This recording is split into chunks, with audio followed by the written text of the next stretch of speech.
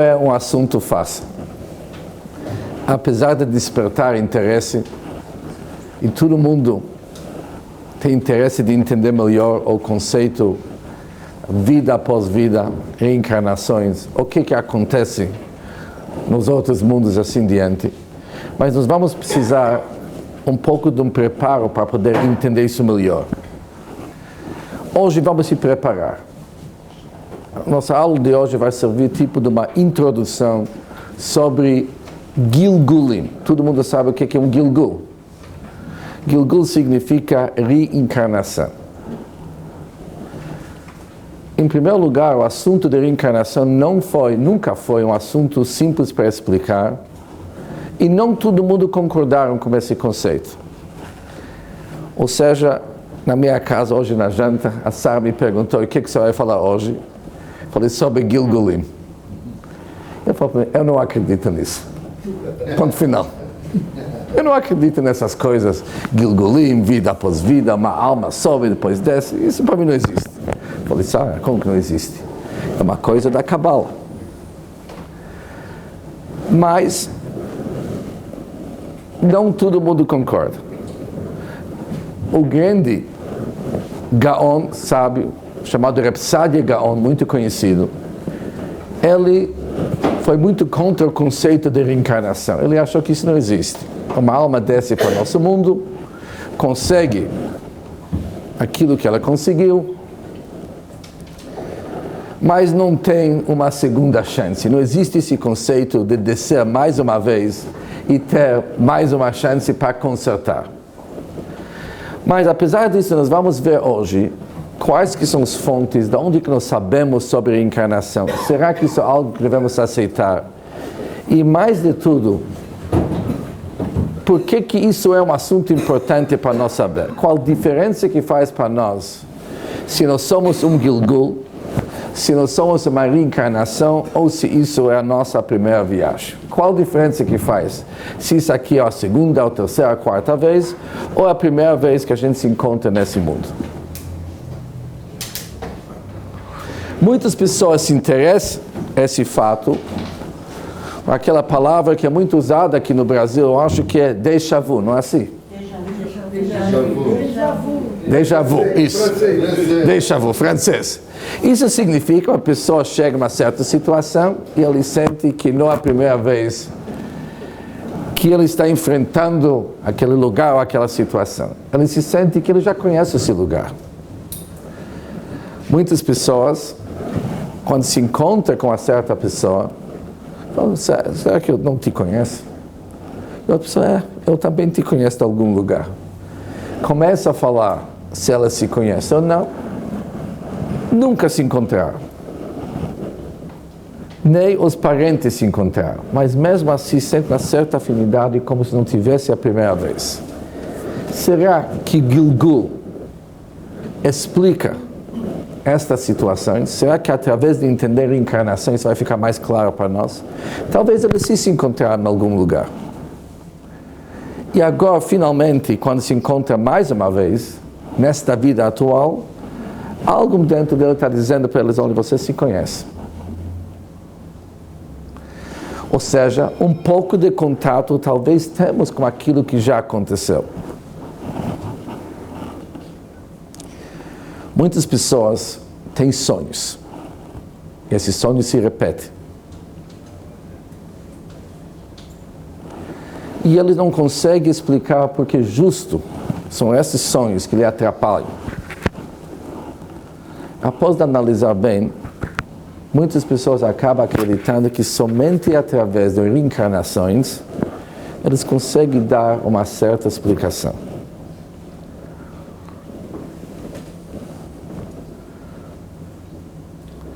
A pergunta: por que pessoas justas sofrem neste mundo?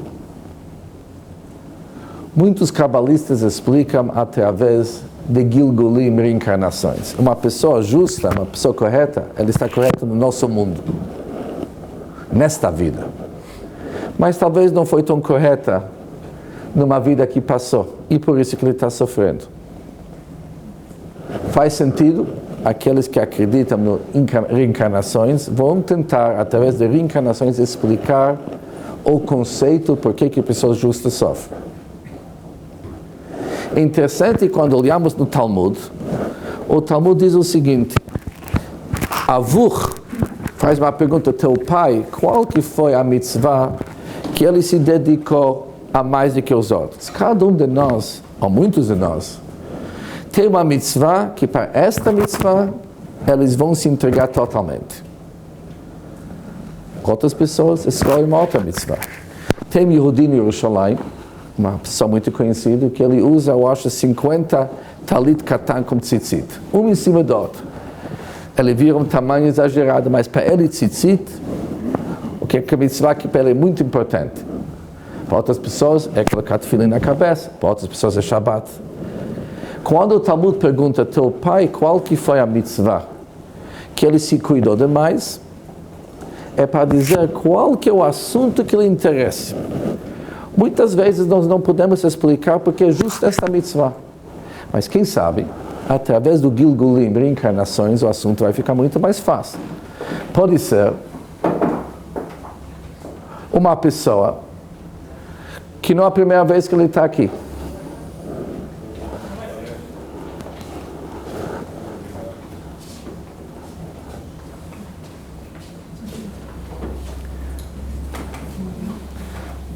Não se preocupem que vocês logo vão pegar o jeito aqui, não é difícil.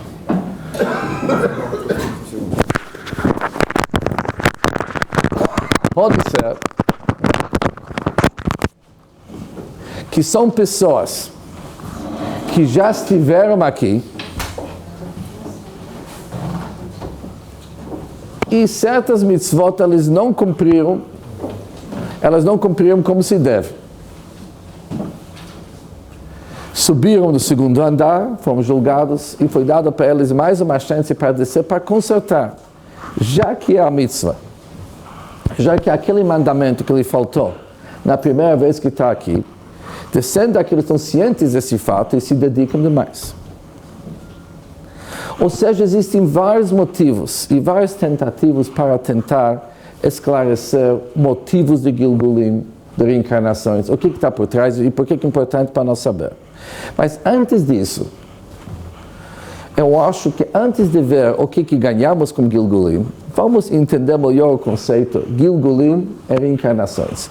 Antes de falar sobre reencarnações, vamos ver aonde que está escrito na Torá sobre este assunto. Porque muitos vão perguntar, se um assunto tão importante, Gilgulim, reencarnações, por que encontramos tão pouco dentro da Torá, dentro da Bíblia, sobre esse assunto?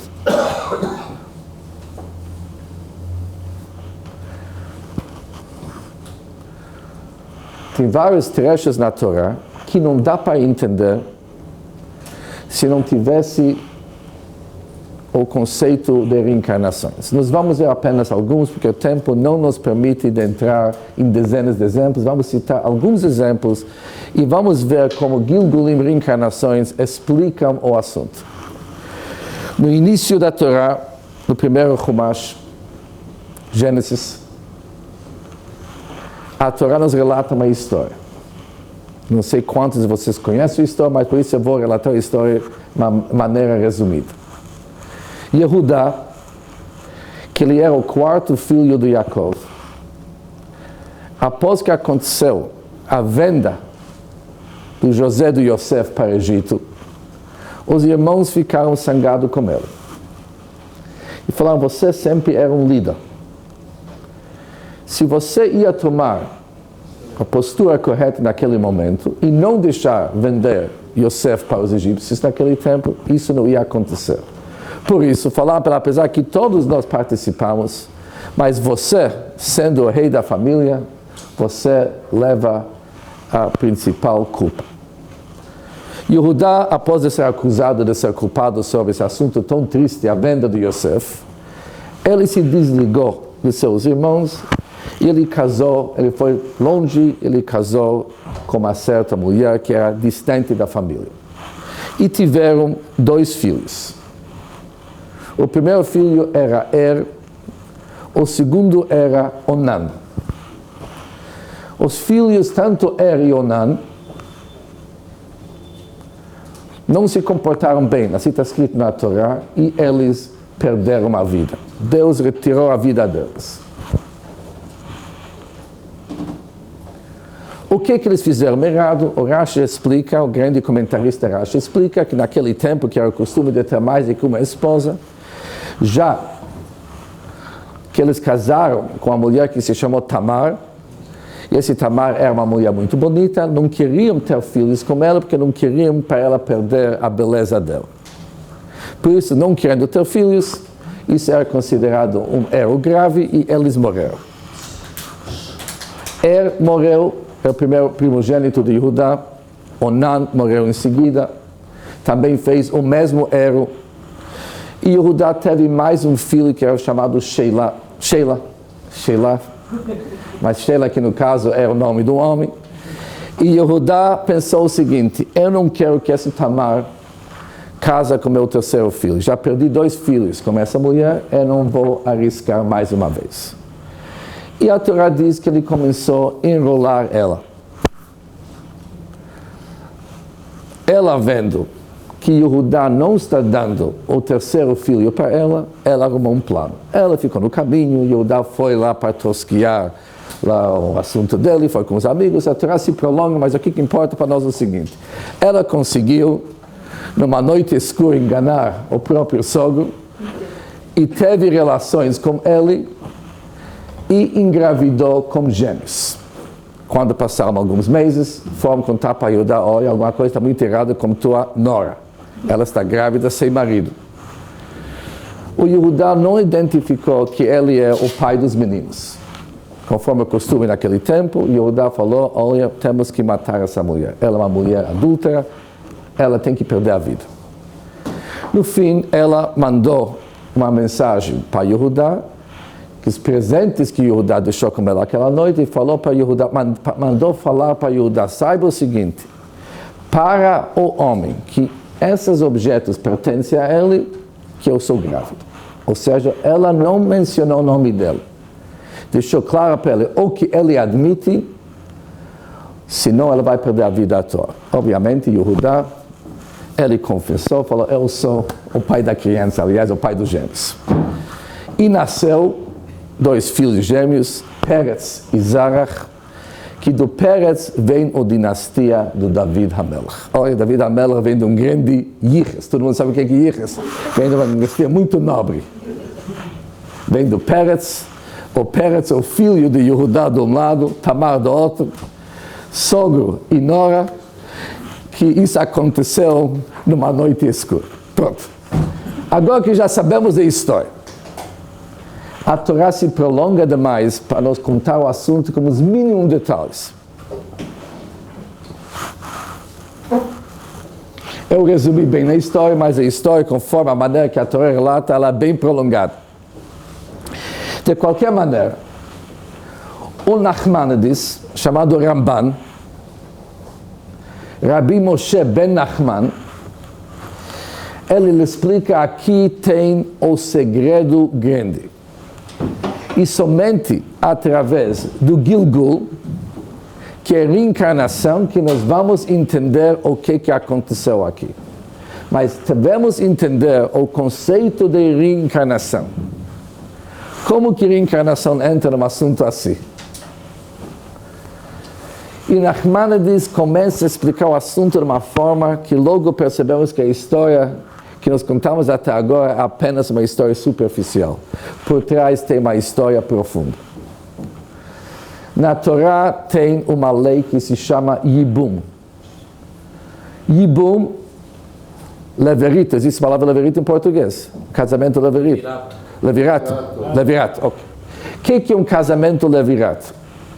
Diz a Torá o seguinte: quando um homem jovem falece e deixa uma esposa jovem, sem filhos, o irmão tem que casar com ela.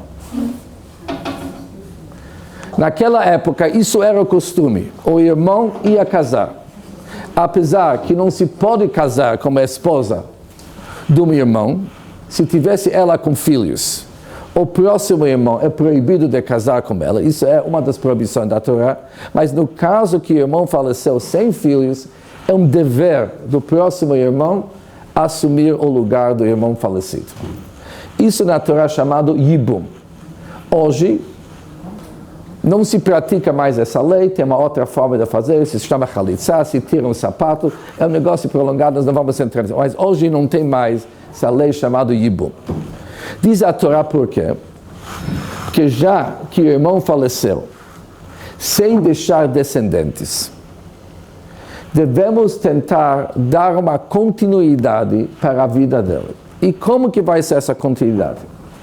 Se a esposa dele vai casar com o irmão dele, a criança, o filho que vai nascer, vai ser a sua continuidade. Nachmanides entendeu isso aqui, que a criança que vai nascer vai se tornar um Gilgul, uma reencarnação do pai falecido.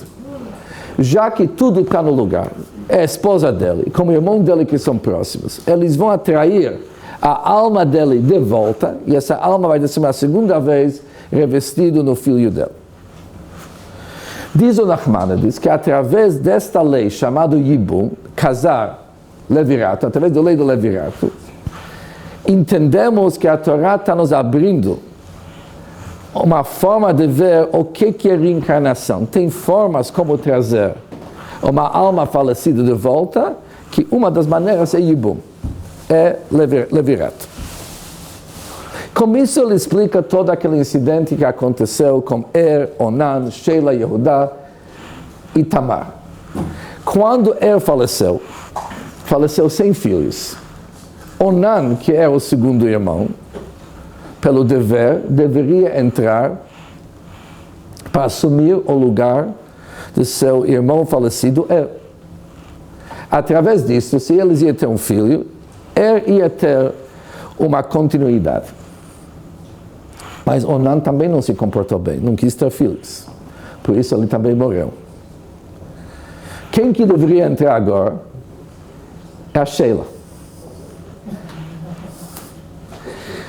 Mas Yehudá não quis que a Sheila naquele caso foi um homem, que foi o terceiro filho de Yehudá, não quis que a Sheila casa com Tamar, porque estava com medo, e ele adiou o processo. Mas naquele tempo, o sogro também poderia servir, diz Nachmanides, para esse tipo de casamento chamado levirato. Por isso, era antes de Deus nos dar a Torá, as leis funcionavam que até o sogro funciona. Por isso, até o sogro funciona. Por isso, qual que era a ideia aqui? A ideia era para Tamar ter um filho de Yehudá, e esse filho ia ganhar a alma do e do Onan, de todos esses que faleceram, e deu certo. Quem estuda as obras da Arizal sabe que esse casamento deu certo, até que Mashiach, se Deus quiser, vai ser um descendente deste casamento, desta combinação, de atrair almas tipo Gilgul. Isso, para os cabalistas, e para muitos, a ideia de Yehudá, Tamar, os gêmeos que nasceram, os filhos que faleceram, toda aquela combinação serve como uma grande base para Gilgulim, para reencarnações. Mas isso é apenas o início. O assunto vai bem mais longe.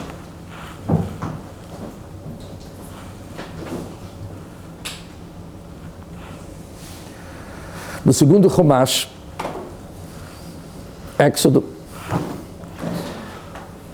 na Parshá do Mishpatim, leis, está escrito o seguinte: Ve'ele hamishpatim asher tassim lifneihem. E estas são as leis que você deve colocar diante deles. Diante de quem? Diante do Bnei Israel, diante do povo Israel. Quando olhamos no Sagrado Zohar, voltamos agora 2000 anos atrás, escrito pelo Rav Shimon Bar Yochai, diz o Zohar o seguinte: estas são as leis. Tem mais algo que devemos ver neste versículo. Através destas leis, nós vamos entender o segredo dos Gilgulim, das reencarnações. através destas leis. Mas quais são estas leis? Leis que são entre uma pessoa, uma outra pessoa, danos, prejuízos, falta de confiança, testemunhas. Isso que está escrito neste trecho da Torá. Qual ligação que tem entre estas leis do Parshat Mishpatim, esse trecho do Mishpatim, com Gilgulim, com reencarnações? Como que se ligam os assuntos? Qual ligação que tem? Esta história que eu vou contar para vocês agora, eu ouvi do Rabino Amar, o rabino-chefe de Jerusalém, que contou essa história quando estava aqui. Algumas pessoas estavam com ele, eu presente, ele relatou uma história para explicar esse trecho do Zohar. Ele diz o seguinte, que essa pergunta, uma vez entraram algumas pessoas no grande mestre chamado Magid do Mezritch,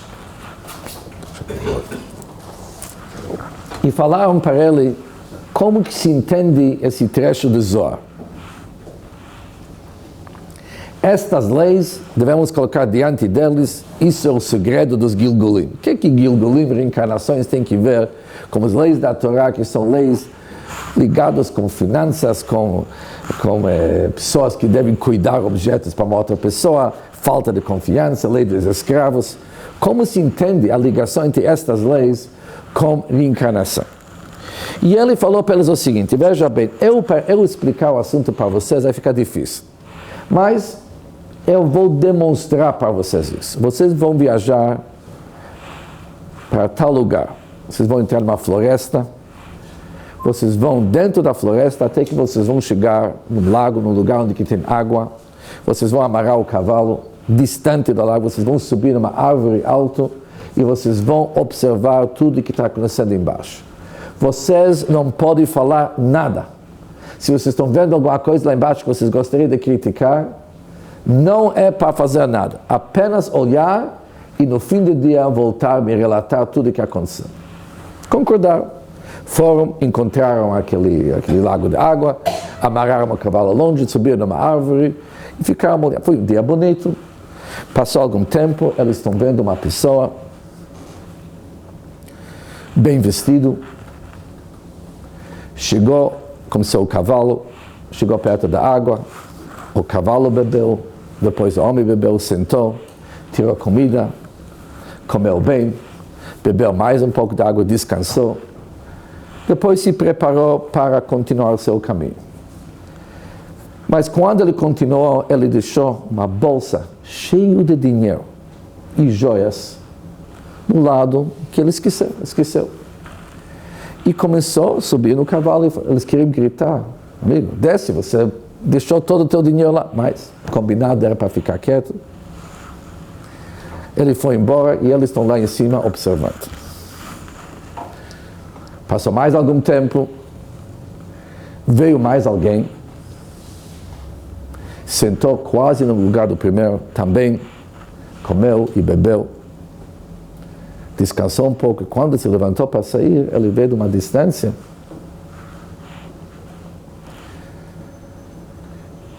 que tem uma bolsa, e a bolsa tá cheinha, como se diz. Ele foi, abriu, tesouro grande, notas, joias e tudo. Obviamente ele não pensou muito, pegou a bolsa e foi embora. Queriam gritar para ele, Ganef, não é teu, deixa. Mas não pode. Falava, você é um ladrão, não é teu. Como você está pegando uma coisa não é teu? Mas ele achou, foi embora. Eles quietos. Passou mais algum tempo, voltou um senhor, mal vestido, e sentou perto da água. Também comeu alguma coisa. Mas durante esse tempo, o primeiro voltou. Ele foi direto até esse homem e falou, olha, você sabe que eu deixei minha bolsa aqui? Me devolve rápido, senão você vai desaparecer. Eu vou acabar contigo. Eu não achei nada, acabei de chegar agora, que não tinha nada que sequer da minha vida. Você pegou o dinheiro, ninguém veio aqui entre nós, eu sei que eu deixei que está com você, você escondeu isso em algum lugar? E bateu forte nele, mas de fato ele não pagou.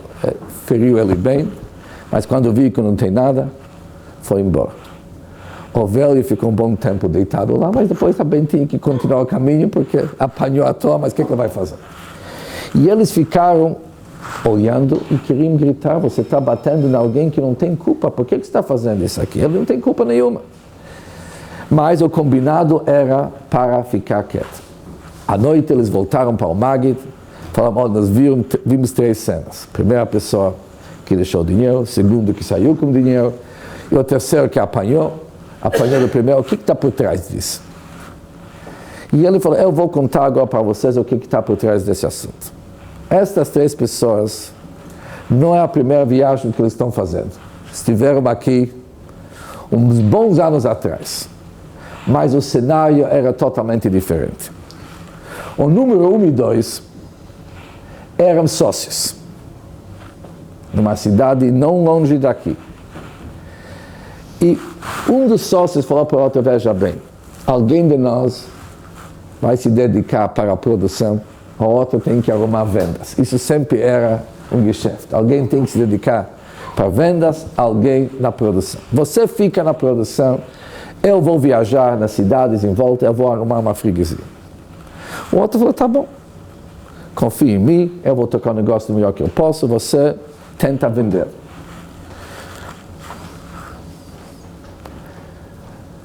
Demorou 1 ano para ele voltar, mas quando ele voltou, ele logo foi para o negócio dele, quis mostrar o resultado da sua viagem, e ver como que foi o ano que ele não estava.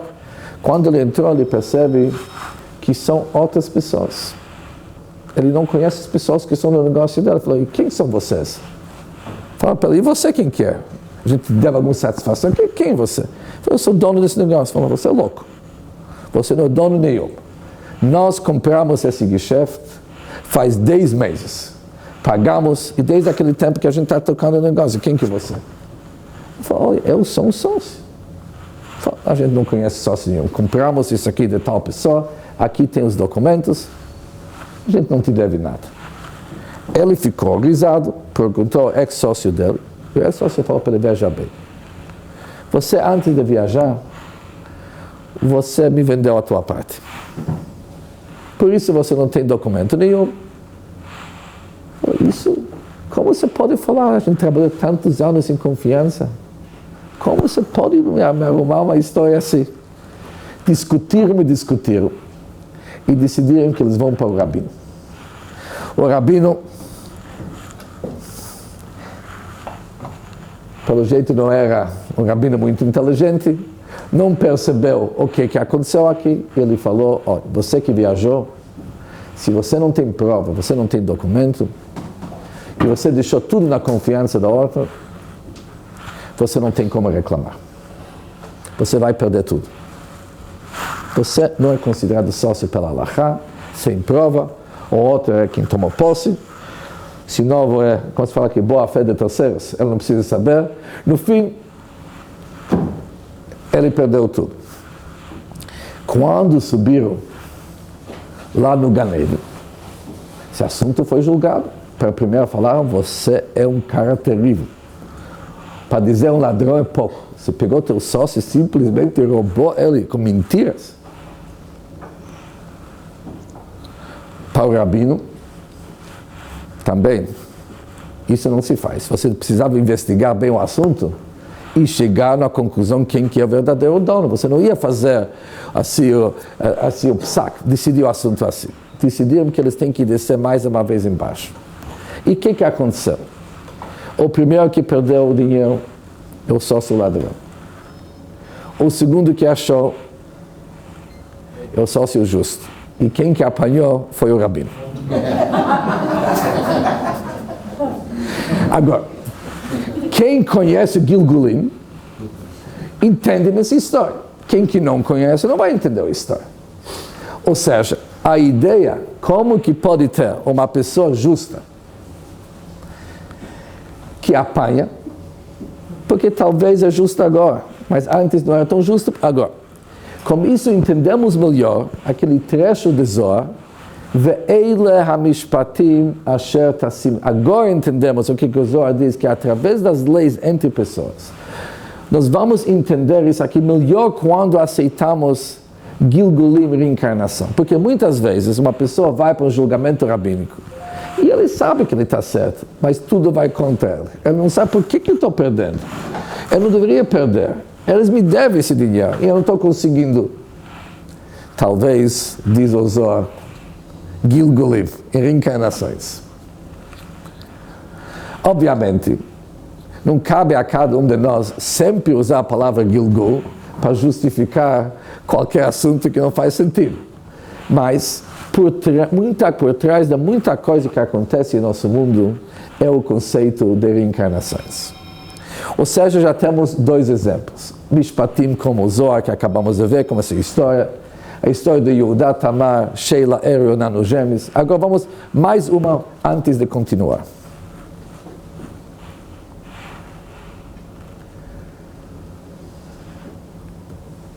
No quarto Chumash chamado Números, tem um trecho que fala sobre juramentos, promessas e assim diante. Está escrito o seguinte: se uma mulher casada faz uma promessa, por exemplo, eu não vou nunca mais comer chocolate, ou nunca mais que eu vou tomar lachaim, estou dando um exemplo, e o marido descobriu que ela fez uma promessa desse tipo, ele tem direito de anular esse né dessa promessa. Ele pode chegar no rabino e falar: olha, eu sei que minha esposa fez isso, mas isso não tem validade nenhuma. Eu que mando, eu não quero que essa promessa tenha validade. Ele pode anular as promessas da sua esposa. Isso é lei da Torá. Pergunta o Talmud, o que acontece se uma mulher fez uma promessa, por exemplo, que ela não vai comer chocolate. O marido ouviu, e o marido anulou a promessa, já que não tem validade, mas a esposa não sabe que ele anulou a promessa. Ele foi e comprou bastante chocolate e comeu bem. Chocolate com lachaim. Fez tudo, pronto. Agora, ela, quando está comendo chocolate, na visão dela, ela está fazendo um pecado. Ela não está respeitando a própria promessa. Mas, diante de Deus, é claro que isso aqui não é um pecado, que a promessa foi anulada. Diz a Torá, segundo o Talmud, que Deus vai lhe perdoar, mas ela tem que pedir desculpa para Hashem. Tem que pedir desculpa para Deus, já que ela estava mal intencionada, porque na visão dela, ela está transgredindo, está quebrando uma promessa que foi ela mesma que fez. Conta o Talmud que o grande mestre Rebbe Akiva, muito conhecido no Talmud, quando ele ouviu sobre esta lei, ele chorou demais e falou: olha, isso para nós não é uma grande notícia. E falou: imagina, uma mulher que não transgrediu, na realidade não fez nada de errado, mas já que ela fez intencionalmente, tem que pedir desculpa para Deus. Nós, que muitas vezes a gente faz contra a vontade de Deus mesmo, porque ninguém anulou as promessas, mas é algo proibido mesmo. E a gente faz intencionalmente, isso para limpar, para corrigir, não vai ser fácil.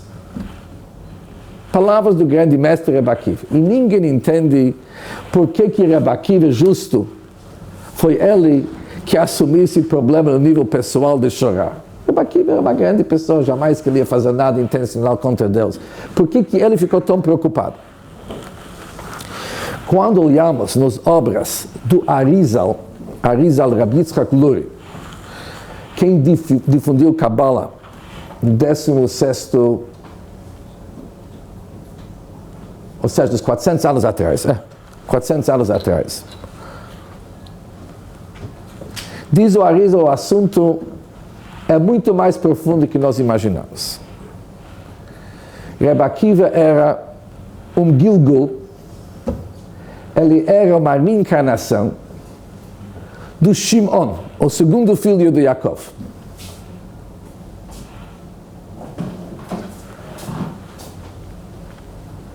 E o que Shimon tem que ver com o assunto? E como que isso esclarece? Olha como que o Kabbalah começa a entrar assim nos mínimos detalhes para tentar esclarecer o assunto.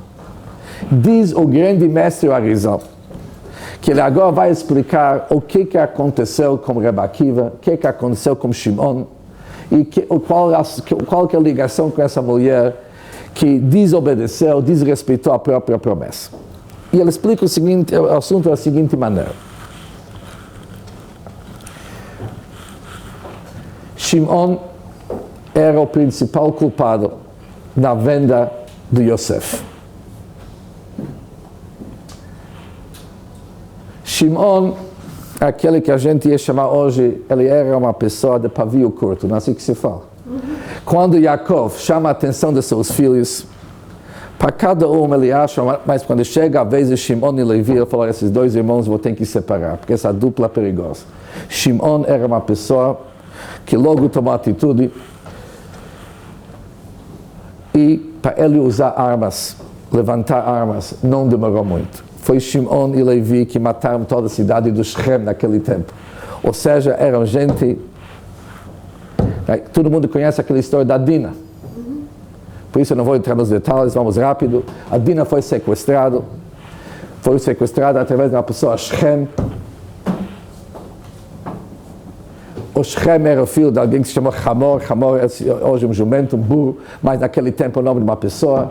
Esse Shem, o filho de Hamor, sequestraram a Dina e para salvar a vida dela, Shimon e Levi pegaram armas e mataram uma cidade inteira. Assim está escrito na Torá. Acabaram com uma cidade para salvar a dignidade da irmã. Esse Shimon também era o principal culpado na venda de Yosef. Quando faleceu Yaakov, o pai Yaakov, está escrito na Torá que os irmãos de Yosef se aproximaram e falaram para ele o seguinte: olha, nosso querido irmão, agora que nosso pai faleceu, quem sabe você vai se vingar contra nós devido ao fato que nós causamos a tua descida para o Egito, nós te vendemos como escravo. Yosef falou, Chas v'Shalom, Deus nos livre, de jeito maneira, vocês pensaram ruim sobre mim, mas Deus tornou isso aqui para algo muito favorável. Através desta venda, eu me tornei o vice-rei e eu acabei salvando o mundo.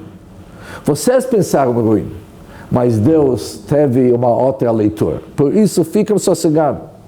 Vocês vão viver bem comigo. Nada de ruim vai acontecer com vocês, já que Deus entendeu, interpretou e mudou tudo que vocês pensaram para se tornar algo benéfico para o mundo inteiro. E eles se acalmaram. Mas, segundo a história da mulher que fez aquela promessa, percebe-se o seguinte: mesmo que não aconteceu nada de ruim, o que vale? A intenção da pessoa. Já que Shimon não estava bem intencionado naquele tempo, independente do fato como que terminou, independente do fato que Deus mudou isso aqui para o bem, o Shimon não se sentiu confortável. A visão de Shimon, a alma de Shimon, não encontrou sossego. Ele sabia que ele estava mal intencionado e sabia que quando alguém está mal intencionado, independente do resultado, é algo que Deus tem que perdoar. E sabia que o assunto ainda não está resolvido. Igual da mulher que estava mal intencionada, apesar que não pecou, porque o marido anulou a promessa. No fim não houve pecado, porque a promessa foi anulada, mas já que a intenção dela era para pecar, isso é considerado pecado. Shimon sabia que ele também pecou. Ele vendeu Yosef, não tinha direito.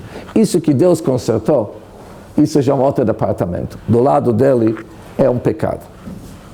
Shimon nervoso,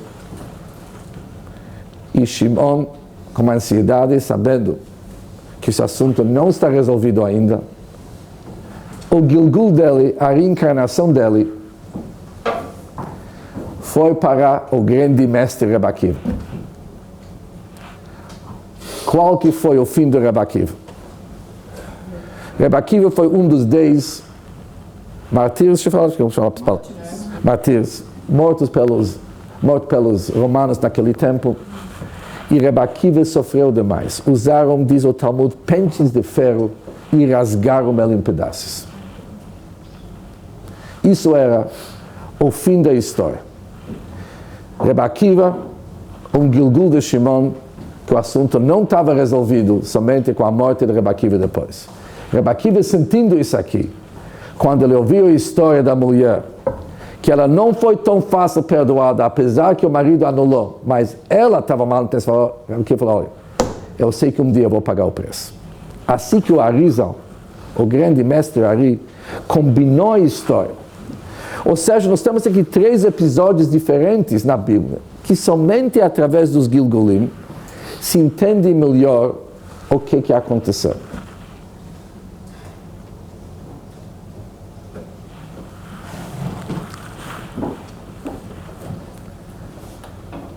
Isso é prova,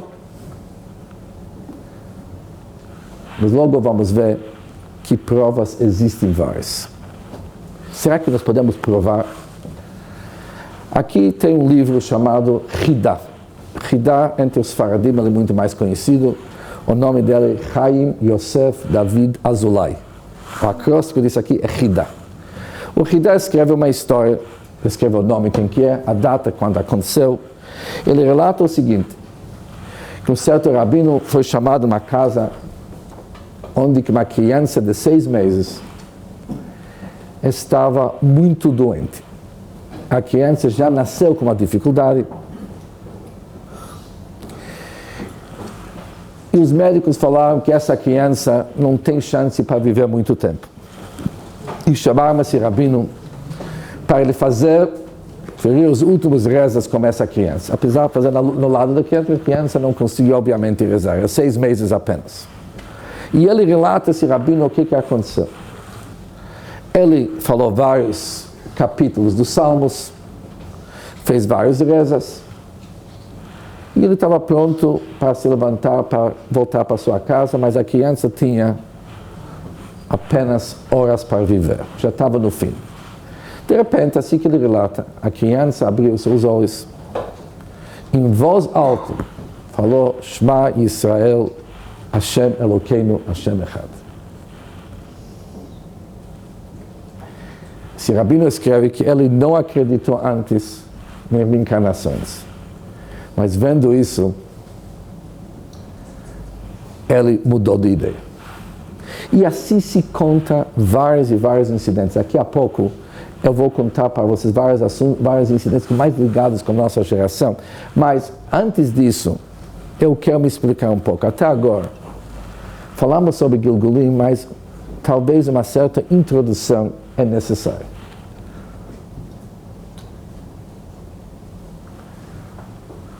Existe o Rambam e existe o Ramban. Rambam, Ramban. Rambam é Maimonides, Ramban é Nachmanides. Por isso, quando se fala Rambam, tem que saber, é Rambam ou Ramban? Ramban, com Nun no fim, é Nachmanides, Rambam é Maimonides. E eles tiveram uma grande discussão entre eles. Uma grande discussão, que isso é muito importante para nós, para entender melhor o conceito de reencarnação. Há um conceito que é chamado Olam Haba, o mundo vindouro. Qual mundo que se chama mundo vindouro? É paraíso, é chamado mundo vindouro. Ou é a época de Mashiach, quando todos nós vamos voltar para a Terra Santa, construir o Bet HaMikdash. O que se chama o mundo vindouro?